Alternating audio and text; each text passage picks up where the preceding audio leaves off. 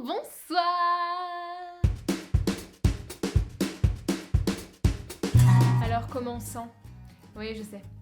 C'est cette période toute pétée à la fin de l'été où tu sais que tu vas plus en vacances, où tu sais que tu vas reprendre soit les cours, soit le boulot pour toute une fucking année. Je suis avec vous les gars. Évidemment, je suis allée voir Tenet. J'aime beaucoup Christopher Nolan, comme beaucoup de gens, et du coup, le film m'intriguait. Avant de commencer la vidéo, je voulais vous remercier pour les retours sur la vidéo Road Trip.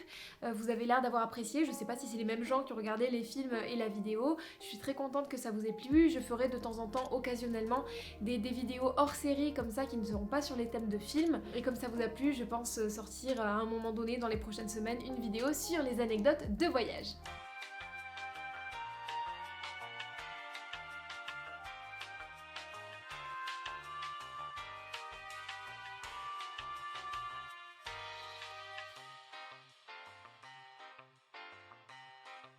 Attaquons ce film avant que je zappe tout ce que j'ai à dire. Il n'y aura pas de spoiler dans cette vidéo, juste une explication du script et du pitch de base. Commençons donc par dire que j'ai compris le film.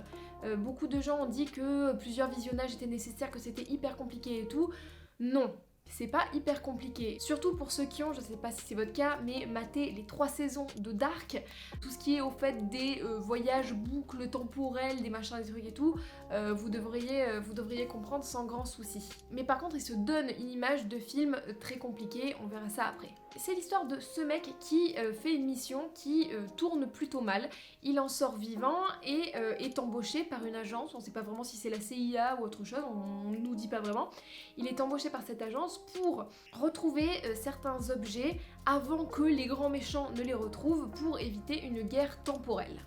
Welcome to the afterlife. C'est pour résumer. Le problème c'est que cette guerre elle a déjà commencé et qu'il y a par-ci par-là des objets et des gens qui ne sont pas dans leur ligne temporelle, qui viennent dans notre temps, qui sont dans un autre temps. J'aime beaucoup Christopher Nolan, même si je trouve qu'il y a un déséquilibre entre ses films. J'ai un faible, moi, pour le Dark Knight et Interstellar. J'aime beaucoup la composition de ses plans et sa réalisation. Réalisation qui, dans ce film, est un point quand même assez irréprochable. Something what? Il y a vraiment de super plans et de super effets, ça a de la gueule, vous en prenez plein la gueule. À un moment donné, il y a un public assis dans une grande salle et à cause de quelque chose que je ne vous dirai pas, ils tombent tous endormis. Cette espèce de cascade de gens qui tombent endormis est vraiment très très belle. Ou à un autre moment, il y a une baston entre deux personnages dans un couloir et les personnages ne sont pas dans la même ligne temporelle, donc ça donne un aspect très particulier à cette baston qui est extrêmement stylée. Il fait une chaleur, si vous voyez que ça brille, c'est pas du maquillage, hein, c'est vraiment de la transpiration. C'est impressionnant et précis, autant dans les actions que dans la direction d'acteur, puisqu'on a vraiment des personnages qui savent ce qu'ils ont à faire, qui le font de manière hyper précise et hyper professionnelle. Une réalisation et une direction d'acteur finalement un peu chirurgicale. Au niveau de l'image, on retrouve la plupart du temps la patte de Christopher Nolan, donc des plans assez désaturés, même si il y a des petits moments très contrastés, très saturés et tout, mais qui ne durent pas assez longtemps à mon goût. C'est dommage parce que l'image était vraiment magnifique. Les scènes en timeline inversée sont assez stylées, particulièrement au début, mais après, on a l'impression qu'il en met volontairement beaucoup et dans tous les sens pour donner une impression de fouillis et de complexité et tout, pour brouiller les pistes, alors qu'en fait c'est beaucoup plus simple qu'il n'y paraît. Et ça, quitte à être parfois un petit peu incohérent. Et ça, c'est vraiment dommage. Comme je veux pas spoiler, je donne un exemple un peu large.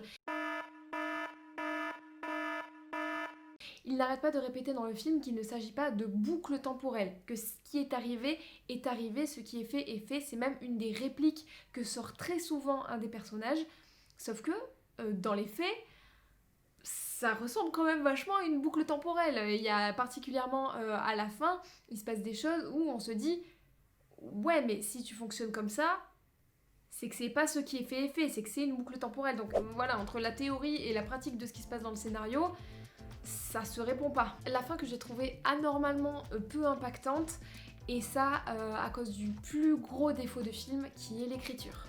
I need some idea of the threat we face. Attention, je dis pas que le scénario est nul à chier, mais comme je l'ai dit, il y a certaines incohérences qui posent un petit peu problème. Et surtout, les personnages, ils sont pas écrits quoi. Les personnages n'ont pas de background, on peut pas s'attacher à eux parce que ils sont là majoritairement pour faire avancer l'action et pour servir l'action. sans être construit. Et c'est dommage. Et du coup, ça empêche le spectateur de ressentir autre chose que du what the fuck visuel et du suspense pour ce qui va se passer après. À part peut-être pour le personnage de Kat, qui est le personnage autour duquel se concentrent les moments un peu émotionnelle. Elle est un peu la seule à avoir un enjeu personnel important. Et en plus, cette histoire, ce background qu'elle a, elle le vomit sur le personnage principal au cours de leur première rencontre sans raison particulière. Du coup, on dirait un peu que c'est les gars, on a beaucoup à expliquer en termes de trucs temporels, machin truc et tout, donc l'écriture des personnages, on va la sortir comme ça, bon c'est un petit peu superficiel, mais au moins comme ça tout le monde est au courant, on n'a pas le time. Mais non Cricri, on fait pas ça. Non, c'est important, t'as fait Interstellar, on a chialé 12 fois, donc au niveau de la construction des personnages, de l'enjeu émotionnel et tout, c'est possible. Non mais je comprends Cricri, tu pouvais pas te permettre de faire un film de 4 heures, tu voulais un truc très précis, très froid, très tac tac tac et tout, mais du coup, ça te dessert Cricri, parce que du coup, nous on s'en fout. Tu vois? Non mais je veux pas dire qu'on est obligé de chialer, c'est pas ce que je suis en train de dire. Je veux te dire juste qu'il faut qu'on soit impliqué avec tes personnages. Me fais pas dire ce que j'ai pas dit. Non mais si, tu me fais dire ce que j'ai pas dit là. En plus, tes acteurs, comme à part servir l'action, leur personnage est pas construit, ils ont rien à mâcher. J'aime beaucoup John David Washington. En plus d'être extrêmement charmant, il joue très bien. Regardez Black Klansman, c'est vraiment très très très bien. Mais là voilà, son personnage il a même pas de nom, il est pas construit. Les dialogues ne sont quasiment exclusivement que des dialogues explicatifs qui servent à faire avancer le récit. Et du coup, il a pas grand chose à jouer, bichon. En plus, le peu de moments où il pourrait montrer qu'il est impliqué émotionnellement, qu'il construit une relation amicale ou une relation amoureuse ou une relation quelle qu'elle soit, il est hyper froid. Et ça c'est la direction d'acteur. On lui a demandé d'être froid. Clémence Poésy, pareil, qui joue un personnage qui va expliquer un peu tout le business temporel, elle est hyper froide, on dirait qu'elle s'en balèque la meuf.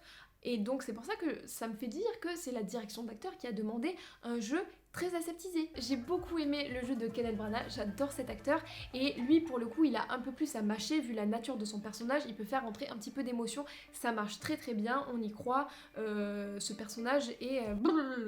Pour ce qui est de la musique, elle est très représentative du reste, en fait. C'est-à-dire qu'elle est très forte, parfois beaucoup trop forte, parfois beaucoup trop dans la cacophonie, avec des sons de basse très forts, ou vous savez, des cordes un petit peu peu harmonieuses pour donner une impression d'angoisse ou de suspense, ce qui fait que ça va participer à l'ambiance générale de gros bordel compliqué, mais outre ça, elle est pas iconique des masses, quoi.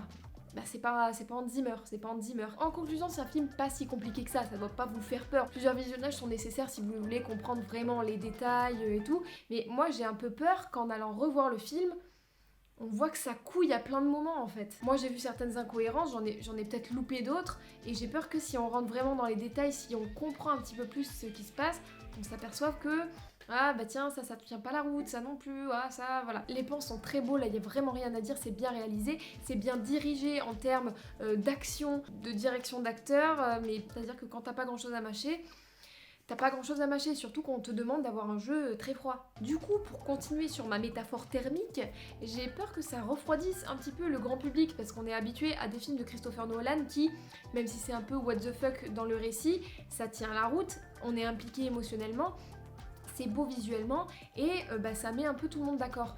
Alors que là, si t'es pas concentré pendant 5 minutes, t'es largué, et j'ai peur qu'il y ait beaucoup de gens qui décrochent, parce que, en plus, si t'es pas attaché au personnage, c'est plus facile de décrocher. Moi, j'ai peur que le grand public laisse le film un peu de côté en se disant ce truc il m'a pris la tête, j'avais envie d'aller voir un blockbuster et tout. Et jusqu'à maintenant, Christopher Nolan il a plutôt réussi à allier blockbuster, récit un petit peu alambiqué et grandiose visuel. Et là, ça coince un peu. Je vous souhaite à tous une excellente rentrée. On y va, on va y arriver, en espérant que cette épidémie se calme un peu sa race. Si vous avez apprécié la vidéo, évidemment, si vous en avez envie, likez en masse la vidéo, ça aide beaucoup la chaîne. Et puis n'hésitez pas à vous abonner, à partager, Instagram, Pigeon Voyageur, tout ça. Merci beaucoup. Je vous fais de gros bisous. N'oubliez pas de rêver et je vous souhaite une bonne fucking rentrée.